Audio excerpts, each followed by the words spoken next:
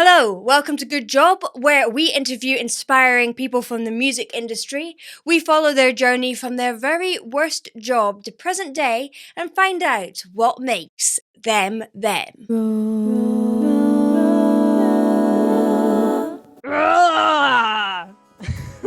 That roar was from comedian Mae Martin. Now, Mae is absolutely prolific with accolades across comedy genres, TV, improv, radio, a book, and musical comedy. The worst thing you can do with addicts is what we do to them, which is put them in jail, and punish them. And the best thing you can do is pull them closer and surround them with people. We chat about why honesty is important in comedy, her battle with addiction, how society perceives sex and gender, and what it was like to film her new hit TV show, Feel Good. So, we start the podcast the same way for everyone. What was your very worst job in life? Okay, I'm going to go with I worked the night shift at Amato's pizza place in Toronto. And so it was 6 p.m. until 4 a.m. And it was very hot. It was full of cockroaches and mice. And the people would come in after bars got out wasted. And it was pretty hellish. And I had to take the hot pizzas out of the oven and I get burned. And then I had to take the garbage into the garbage room, and for some reason there was no light bulb in there, and so you'd go in and it was pitch black and you could hear all the mice scurrying out of the way, and you'd have to throw the rubbish in the bin, and then I'd get off at 4 a.m. and it'd be getting light out. Yeah, that was bleak. It sounds like a horror movie. Yeah. How old were you when you did this? 16. Okay. Did you have plans? Because you were already doing comedy by then, actually, weren't you? Yeah, I was kicked out of my house and I was sleeping on the sofa of a much older comedian, and I was sort of doing comedy, but I'd kind of stopped for a while. Could you have imagined your whole life journey to where you are now? Yeah, I think that was probably the only thing keeping me going, was this deep secret belief that I could do something one day. You know what I mean? So I never quite, although I had so much doubt about that, I think I must have on some level had at least some hope that kept me going, you know? Okay, so let's go back to the beginning of your journey into comedy. How did it start? To go really back, I think Ace Ventura came out and it changed my life. I think I was obsessed with Jim Carrey when I was about 8 or 9. But then my family took me to a stand-up comedy club when I was about 11, and the comedian got me up on stage and he made me sit on his lap and be like a ventriloquist dummy, because I was this weird little 11-year-old in a waistcoat. And I was obsessed with it, and I thought it was the coolest environment and that these people were, you know, gods. And then I just became obsessed with it. I took an improv class, and then I started performing when I was 13, doing stand-up and sketch comedy. And then I never did anything else, really. And you did a bit of musical comedy. Yeah. Tell us a bit about that, and why you did musical comedy, and why also you don't really do that anymore, do you? Yeah, I don't do it anymore. I mean, maybe I secretly always wanted to be a musician. I think a lot of comedians do. And then I would write these, parody songs, often like changing the lyrics to existing songs. And I loved doing that for a long time. But then now, what happened was the banter between the songs just got longer and longer until it was mostly banter. And then I think it was sort of a crutch, the guitar. And when I got brave enough to kind of put it down and just be myself and chat, things started going much better. Do you think it's harder to, I guess, make it as a musical comedian? I guess it's not as easy to do, like, you can't do like a chat show just with a guitar. Yeah, there's a handful of people doing it who are really good at it, but I think I was just better at stand-up, and I think it was kind of just a way to delay having to be super myself and honest on stage. I was using it as a kind of like a shield, the guitar. Stand-up's terrifying. It's like the most terrifying idea to me. And as someone who is a singer, singing is like, cool, I know how to do this. To just talk, I'm like, no. I find the reverse. So the idea of what you do being kind of earnest and expressing your emotions through song without irony, that is terrifying to me. That's so vulnerable. And at least with stand-up, I feel very in control. And even though I can be vulnerable, I just, maybe just because I've been doing it a long time, I feel in my element. Do you think that feeling comfortable in stand-up and me feeling comfortable in singing is just something that we have learned? Or do you think that's just our natural states? I think it's like everything, a combination of nature and nurture. Because if you grow up in a house where your parents really value music or comedy, and my parents are really funny and they love comedy, and so I was lucky. So that was definitely a huge part of it. So your TV show Feel Good has come out fairly recently. It was really good. Really enjoyed it. But it's semi-autobiographical. And how was that? Why did you write something about your own life? I think I'd pitched tons of ideas over the years, and a lot of them had been really big genre things, like science fiction things, and then ultimately, even with stand-up as well, I just slowly moved in a direction of being more specific and personal and honest, and then that seemed to be what people were responding to and actually connecting with more. Like the more specific and personal I was and saying weird stuff that I thought no one would connect with, people were like, me too. So I think that I did a stand-up show called Dope that was about addiction and relationships, and then Channel 4 approached me about turning that into something. So then me and my co-writer Joe just kind of built a world around that. Yeah, and it was intense. Yeah, I can imagine, especially putting that onto the screen and acting for the first time. Yeah, I do not know how to act. So that's part of it as well, I think. I would have loved to have written some crazy like cop drama, but I don't think I could I don't think I could play it.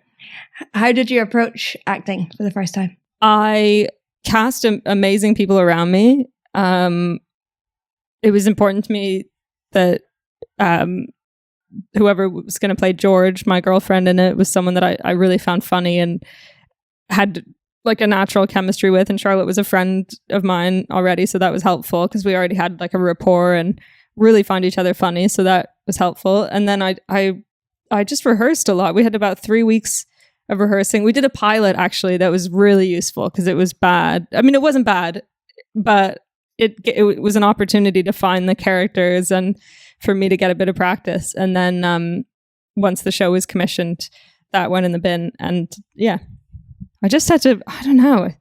It was, I kind of thought that acting was just about arranging your face in a certain way. Like I'm sad, so I should make my face sad. So I was obsessed with my face. And then someone told me, oh, you just have to feel the feelings.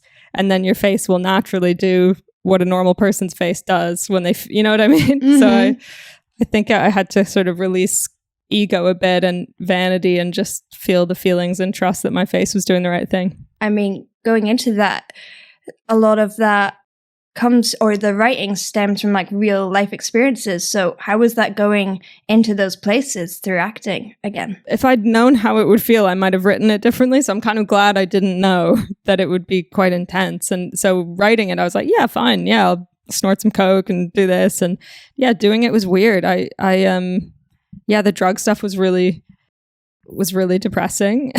But honestly, the the pace was so fast and I had such fun people around me and supportive people, and I got on so well with everyone. I had Joe, my co-writer, is my best friend, and I had Charlotte being amazing, and the director. So it was absolutely fine. I was so intensely focused on trying to make something good that I didn't have much time to kind of like spiral into a well of despair. You talk a lot about addiction within both your TV show and just your general stand-up. How much do you think other people who don't have a specific addiction, how much do you think this applies to other people? I think the more you start thinking about it and reading about it, the more you'll notice it in your own life, maybe. I definitely think we have a kind of crazy phone problem with phone addiction that is pretty crazy when you think about it. People really casually say like, oh, I'm addicted to my phone. It's like, no, I really like, I spend 2 hours on my phone before bed, lying in bed. I wake up and go on it. That's really crazy. I think people feel it in varying degrees. Definitely, I think people can relate to the relationships thing, especially when you're young, of being in a relationship that you know is not good, but you honestly think, if I'm not in this relationship, I'll die. And your whole self-worth is about that person. I think a lot of people have had that experience, and I think that's a sort of form of it, where you're chasing that high of how good it feels when you have that person's attention, you know? We were chatting about this before, and I was thinking about all the things that like you could vaguely say, or I could vaguely say, that I'm addicted to. Anything from like coffee to work. I love work, and then where that all stems from. Coffee feels like such a physical, just like I want to get up in the morning and be awake. But something like work for me is definitely like, I guess, an acceptance thing, or like I've grown up with such an idea that that's what makes you a good person if you're a hard worker. Yeah. Where do you think the general addictions stem from? There's habits, and then there's addiction. I think somewhere I read that the definition of addiction is if it's having a negative impact on your life, but you keep doing it. You can't stop doing it. So yeah. And where does it come from? I think different places. I think it's, again, like so many things, a combination of nature and nurture.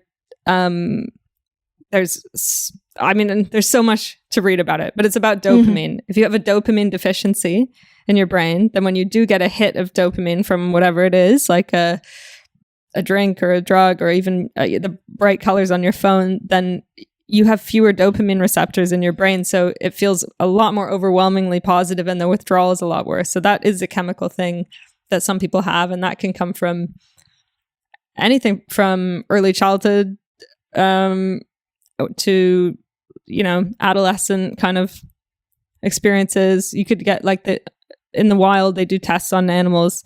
It can come from like prolonged isolation. You can get a dopamine deficiency, lots of things.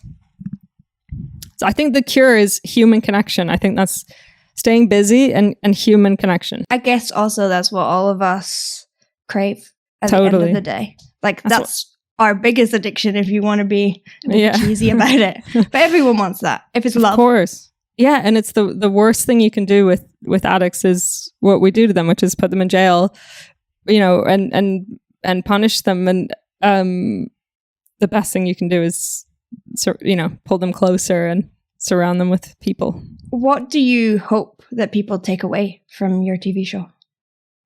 I hope that it humanizes addiction a little bit. I think people often think about addicts as this group of people that are, junkies, and we can't really relate to them. But actually, addiction is an experience that a lot of people, I think, can relate to, not just substances, but that feeling of doing something compulsively, even though it's having a negative effect in your life. So relationships and TV and our phones, and everyone, I think, can relate to that. So I hope that it makes us think about addiction a bit differently. And then, I just hope people are entertained by it. It is really worth listening to, because I feel like it covers so many societal, issues and taboos that people think are taboos. But at the same time, it does feel kind of light. So you've struck a really good balance with that, which is entertaining. Thanks. Yeah, I wanted it to be really accessible, and also people are funny in their lives. You can be in the middle of a breakup and someone says something funny and you both laugh for a second. Like, life is funny. So I didn't want to get bogged down in kind of heaviness. I wanted like the tone to really be a comedy drama. Do you think it's really important for society, or for entertainment, to touch on wider issues? There's nothing worse than something that has been written for the purpose of getting a message across. It feels so heavy-handed, and a lot of the stuff that I grew up loving is just pure silliness. I love French and Saunders, and I remember when I was first coming to England, Mighty Boosh was huge, and there's so much space for that. And I just don't necessarily have that skill. My thing that I do is that I'm super personal, but also I don't think the show would have worked if I was like, this is what I want to say about addiction or sexuality. It was more like, what are these characters feeling? And I hope people, The quick fire round: tea or coffee? Tea. No, coffee. Music or lyrics? Music. Cats or dogs? Dogs. Creativity or logic? Creativity. Plane or train? Plane. Beer or wine? Wine. Sweet treats or savory snacks? Savory snacks. Hundy pea. City or countryside? City. Matching or odd socks? Odd. Guitar or piano? Guitar. Friday night in or Friday night out? Out. Modern or vintage? Vintage. Black and white or Technicolor? Black and white. Moose or mouse? Moose. You have to say moose, don't you? Yeah. It would be a bit rude of you not to. Hey, this is the part of the podcast where I give you a fun fact about our guest. Mae started comedy when she was only 13 years old. She then trained for 4 years in sketch comedy and improvisation at the Toronto outpost of the internationally acclaimed institution, the Second City. The Second City was formed in 1882 in Chicago, but then went on to have 3 touring companies and, of course, opening a theatre in Toronto. By the mid-1970s, both the Chicago and the Toronto venues became a source of cast members for Saturday Night Live, and it boasts quite a few notable alumni, including Mike Myers, Tina Fey, Steve Carell, to name a few. So you also wrote a book, which is really cool. Can everyone please calm down? A Guide to 21st Century Sexuality. It's a big, long title. Why did you choose that title? Just because I felt like it's all the conversations about sexuality and gender right now in the media are so politicized and kind of explosive and stressful. And actually what we're talking about is love and sex, and that stuff is supposed to be fun. And I just was thinking about young kids. The book's aimed at teenagers, and I was thinking how stressful it would be if you were, having feelings for someone, you're in your teens, and then you turn on the news and people are having these insane debates about trans rights and stuff. So I just thought, let's take the attention away from the pedantic focus on labels and words, and let's just talk about the very human and universal experience of being attracted to different things. And it's not a book just for LGBT people. It's everybody has a sexuality, right? Straight people have very varied and complex things that they're attracted to, and it's just the same for everyone, I think. Our listeners come from all around the world, all different genders, all different backgrounds and ages, and some of those listeners have a more traditional view on sexuality and gender and things like that. How would you explain your book to someone who has a more traditional view? Well, it's funny, the word traditional, because that kind of, I think we sometimes think that this new kind of fluidity around sexuality and gender and stuff is a recent thing, and it's a millennial kind of thing. But actually, if you look at human history, as far back as there's been human civilization, there's been variances in sexuality and gender. There's, different cultures that recognize multiple genders or have bisexual gods and things. And it's actually quite a recent thing that we've had this very binary view of, people are gay or straight. And it's, so that's maybe just a blip. And maybe we should get back to the more traditional view, which is that things are a little more fluid. But also if people are freaking out about it and they're listening to this being like, I hate you, I would say just don't stress. Nobody's trying to force you to do anything. Everybody just wants to have a nice time and be in love and fulfill their potential on the planet as a loving and happy human being. Yeah, for sure. How much do you think in recent years the public perception on sexuality has changed? I think it's always getting better, but then it can very quickly slip backwards as well. So I think it's important to be vigilant. And I think sometimes there's a perception, because of the disproportionate amount of media coverage it gets, that that battle's been won and everybody should stop whining about it now. But just because we have gay marriage, it doesn't mean that there's not like certain intersections in the city where I'd be scared to go.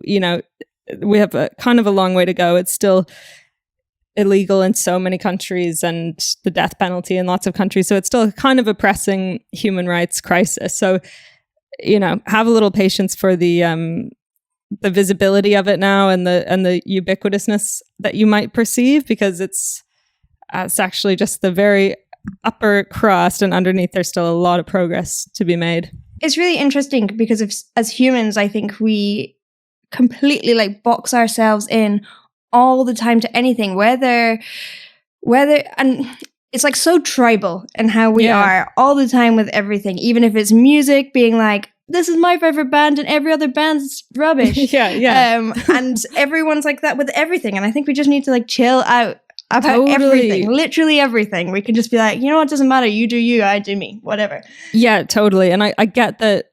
I think you're right.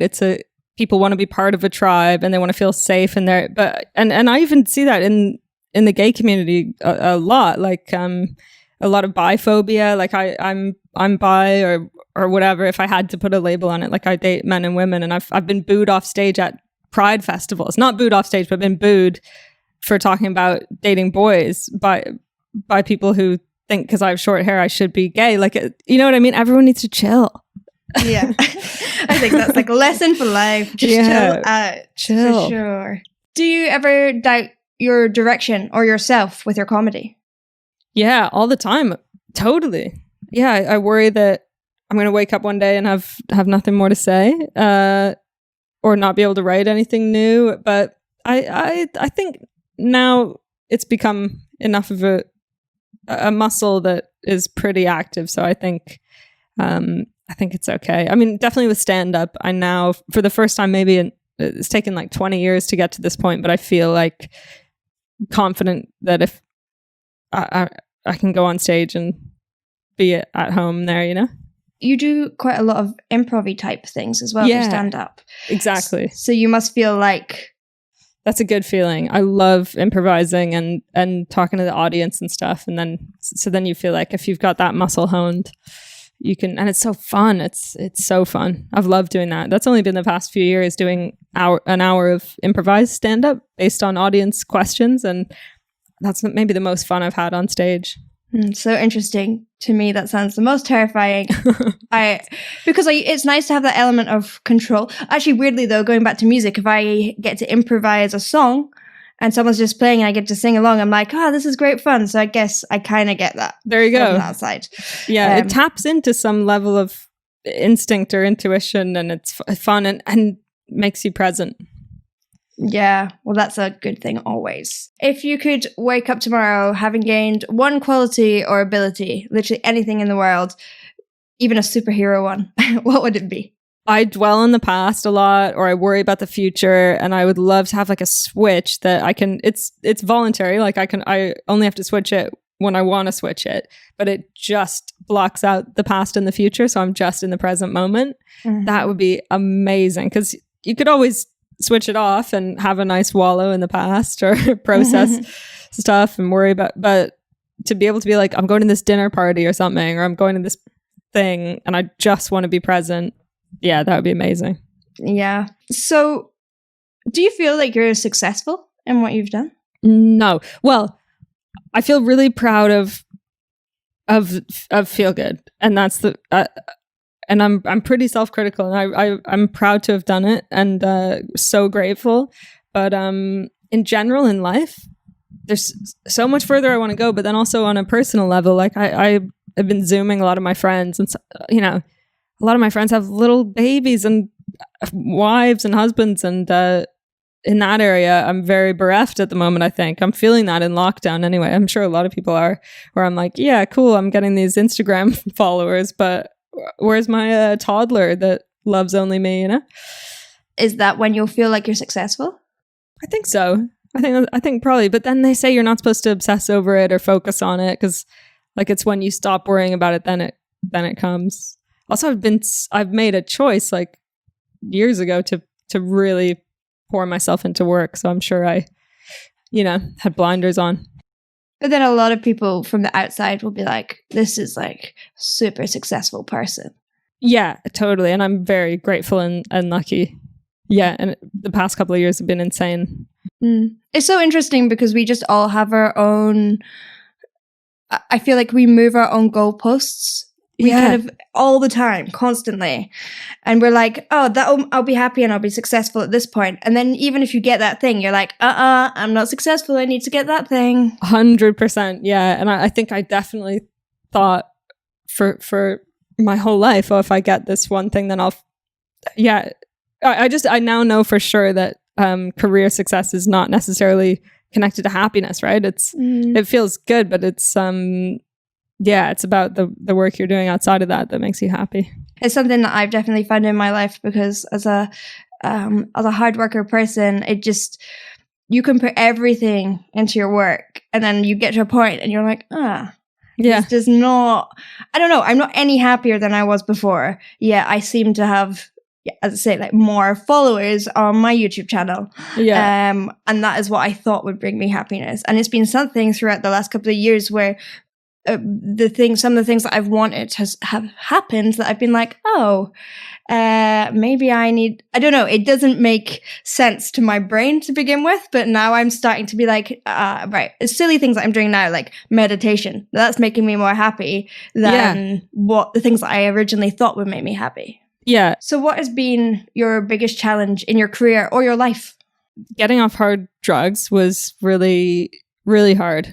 That was hard. I'm glad to have done that.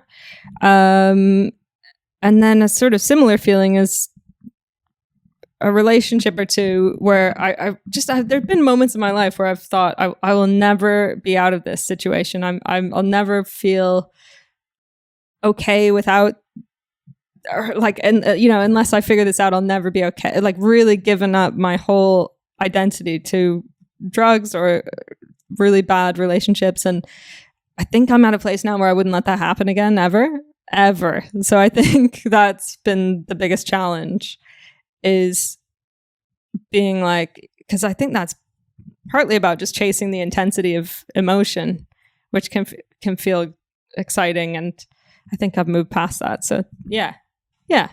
What is, with your comedy, your ultimate direction? Where do you want to go? You've done so many different things with your work.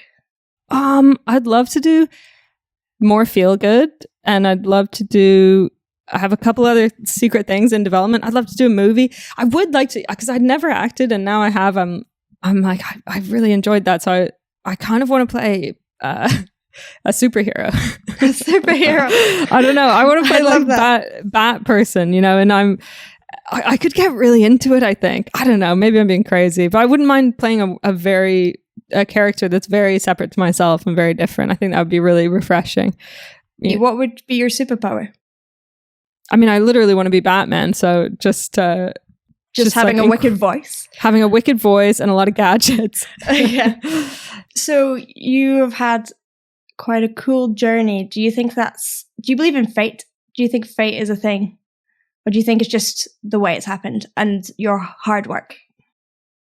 In terms of work, I think it would be naive not to acknowledge that like privilege basically is fate. Like that I'm so lucky to have been born like middle class, white. Like I got a big head start and to have parents that valued education and, pushed me. And so that, I feel like that's a huge thing, privilege. And then on top of that, hard work is key. So yeah. I mean, in terms of like love and stuff, I try to believe in fate. But in terms of career, I think that's just like capitalism and privilege, isn't it? Final one. Do you have any advice for people who want to enter the entertainment industry? What should they do? I think the first thing is finding people to collaborate with who you are on the same wavelength as and who you really get on with. Like the people who I met early on and those relationships that I maintained are now the people that I'm working with. Like the director of our show is someone I met when I was 20, and I'm really glad that we kind of came up together. And collaboration I think is key. And then I think there's no real shortcut around just hard work as well and putting the hours in. And and being super patient, because it takes a long time. There's so much rejection. Mm-hmm. You won't be as good as you want to be at first, and then eventually you will be. I guess as well, being happy with not being as good as you want to be. That's the hardest thing that I've found. Totally. Especially when I was younger. I really, really struggled and was like, I can't do this thing. I am completely terrible. And then it's really hard to like continue after that point. This is what my actually the director of Feel Good was saying to me, that when you start, there's such a huge gap between your taste and what you aspire to and your ability. So you start making a short film and you're like, I know what I like. I want this to be like Quentin Tarantino or something. And then you see the final product and you're like, this is shit. And then that's the point where you have to not give up, because the more you do, the smaller that gap will be between your taste and your ability. Mm-hmm. For sure. Thank you to Mae. If you want to check her out, go head over to maemartin.net, and you can also find her TV show Feel Good on Netflix. Don't forget to subscribe, rate and review on your podcast app of choice. It really helps us share these stories with more people. We love your feedback, so feel free to drop us an email at goodjob@bethroars.com. And if you'd like early access to the episode and just to support the podcast, head over to our Patreon, which is patreon.com/BethRoars. Once again, massive thanks to Mae, to James and Kazra at One Fine Play for the initial edits, to my co-producer Tom, who works super hard on these episodes, and to you guys for listening. See you in the next one. Bye! Good job!